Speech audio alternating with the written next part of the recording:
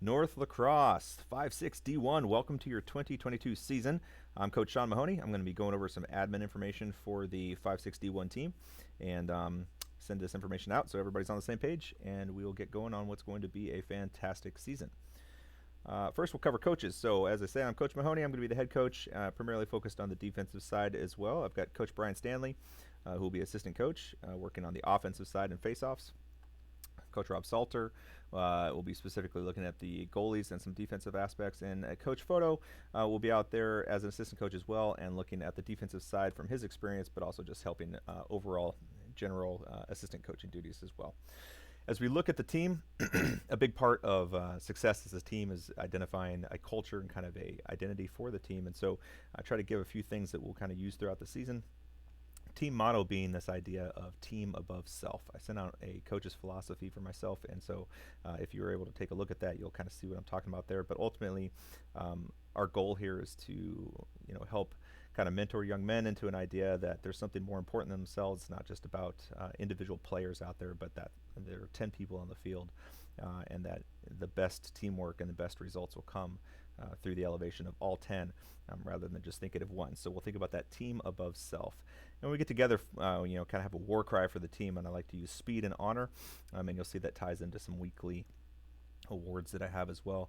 But this idea that lacrosse really is a game of speed and honor. Speed can be almost all you need in some instances, especially in the younger age groups, but ultimately we want to be thinking about honoring the game as we play it as well, and we'll talk a little bit more about that as we go. And then finally, the team philosophy. I like to use this, play big or focus on the big picture. BIG's an acronym, and I use it to talk about being brilliant at the basics, right? Catching, passing, cradling, ground balls, all those fundamental building blocks of lacrosse are key to being able to go on to that next level and start doing the next things when it comes to tactics and different plays, etc. If we don't have the basics down, we can't really move forward. But you'll also find that if you really do have the basics down, you can do a lot of things out there, and it doesn't have to be complicated. But you got to start with that passing and catching and recovering those ground balls. The I stands for integrity, and specifically integrity in all things. Integrity means a couple different things. It can mean that you're being truthful to yourself and to others, but integrity also has a meaning. I'm a Navy guy. I served in the Navy, and if a ship lost its integrity, the whole integrity, that means it started taking on water, right? Things started breaking up. You didn't have a solid hull to protect the inside of the ship from the water getting in. You started having cracks, and so we want to have integrity not only just personally when it comes to being honest and truthful, but also being having that integrity as a team, being well united and unified in what we're doing. And then finally, G being that grow together. Grow together, that's both in skill and then also in brotherhood and camaraderie, right? So a big part of team sports is the ability to make some friends, get out there, have some fun playing a game, but specifically, getting to know guys and having a good time out there with them as well. So growing together, both in our skills and as a team and a brotherhood, is a really big aspect of what we're doing. So let's talk about some admin items. So the practices, I know people have been waiting to hear about this. So we have 2 indoor practices starting next week. Today is the 16th of March as I record this. So next week on Wednesday, we have an opportunity at Worldwide on fields 5 and 6. That's in that auxiliary building across the parking lot from 8 p.m. to 9 p.m. So I know it's a little later, especially on a school night. If you can't make it, I totally understand. Don't feel bad about it. But we do have indoor time there on the 23rd to take advantage of on the 8 to 9 p.m. on fields 5 and 6. On the following Monday, 28th of March, we have field 3 at Worldwide from 6 to 7 p.m. That's back in the main building. And then the following week, starting on the 4th, April 4th, that'll be our first night out for our outdoor practices. Just let me confirm that date. I think it's the 4th. Yeah, Monday the 4th.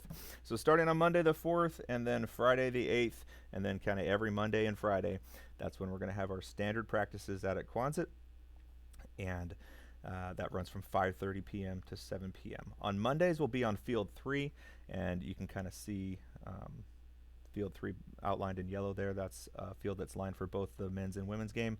And then on Fridays, we'll be over on the main boys field, and that'll be the same time, so 5:30 to 7 p.m. Monday and Friday. All right, so let's talk about some gear. This year, the new chest protection rule is now in effect. We kind of had warning about it last year. It wasn't required. Now it is mandated. I do expect refs to be checking or at least asking, and so it just really is imperative that all families, if you have a chest protector that's more than a year or two old, it likely needs to be replaced to conform with the new regulations. There are expensive ones out there. There are also inexpensive ones out there, which are actually pretty decent. Um, you can spend 130 bucks for an STX kind of sell for type deal, or you can spend about 40 or about 50 bucks for an STX entry level pad, and they both are going to provide really good protection. So I've listed two options there on the links at sportstop.com, which is kind of my go-to location for lacrosse gear. Dick's may be sold out by this point since the season's coming upon us, but some of these other online retailers may still have some stock. So go ahead and look into those if you still need a 2022 NOC SAE qualified chest protector. Some other gear that we need to be thinking about is mouth guards. All right, refs will ask about mouth guards. It's imperative that we have them at games. I'm not going to be real strict about them at practice for a couple different reasons. We'll want to use them so they can start practicing on being loud and talking while they're in their mouths. It makes it difficult to speak when you've got that mouth guard in there, so we do want them to get used to it. But a lot of our practices won't be real, full up on contact and banging people around. When we get to that, we start doing some scrimmages, we'll definitely put them in. But recommend parents you buy 2 of those mouth guards, get them both fit to your child's mouth, and then keep one in the player's gear bag, maybe in a Ziploc or something like that, as a spare, just in case he doesn't get it back in his bag, he forgets it at home or something like that. I will try to have some backups in my gear bag for game days, but they're going to be not custom fit. They're going to be probably pretty uncomfortable, and they'll do the job to get them on the field, but you definitely don't want to set your kid up with something like that on game day. So let's go ahead and prepare them with a backup. Cups, your son should be wearing an athletic supporter or athletic protector for his safety. I'm not going to be checking. That's over to you guys to make sure that's all going on the way it should, but especially at this age, you want to start wearing protection in that area. Taking a ball in the groin can be very, very painful and do some damage. So it may be a new thing for them to wear, but it's time to start wearing those. And then finally, gloves, arms, elbow pads, shoulder pads, helmet. Ensure that all the gear still fits and that you don't need to replace any of that. So make sure you're taking a look at that. Okay, so let's go over a little bit of philosophy, lacrosse. Why do we play this game? Tradition teaches that lacrosse is given to the people, specifically Native Americans, by the Creator. We honor the game and each other when we play to the best of our ability. It's the expectation of the coaches that the players will honor their teammates, their opponents, their coaches, and the game of lacrosse by giving their best effort when at practice and in games. So you'll find there's a big theme here. It comes down to effort and honor, okay? So what does it mean to honor one another, the game, and your coaches? Well, it means players are going to give their best effort. They're going to be encouraging of one another. You don't chip at the other team, and heaven forbid, you don't chip at your own team. All right, I've seen that on teams that my kids have been part of and other teams that I've been around.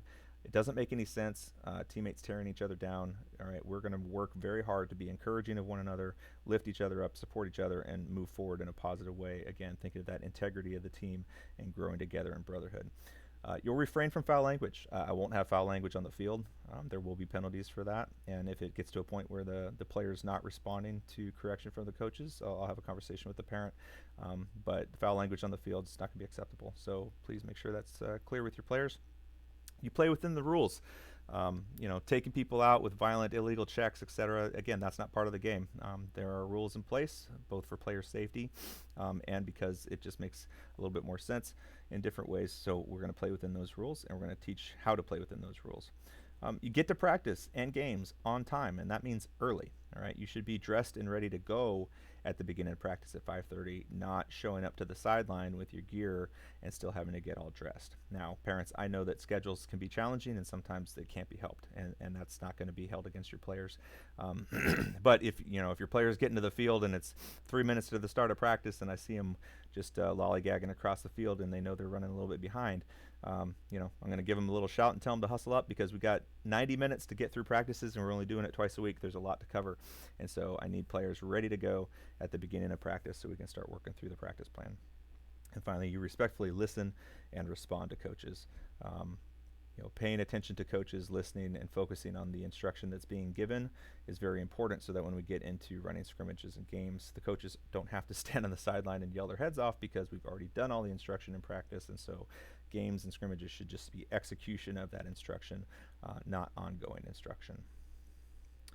So for team standards of behavior, it all starts with attitude. Be thankful for the game that you're playing and for the teammates that you get to play with.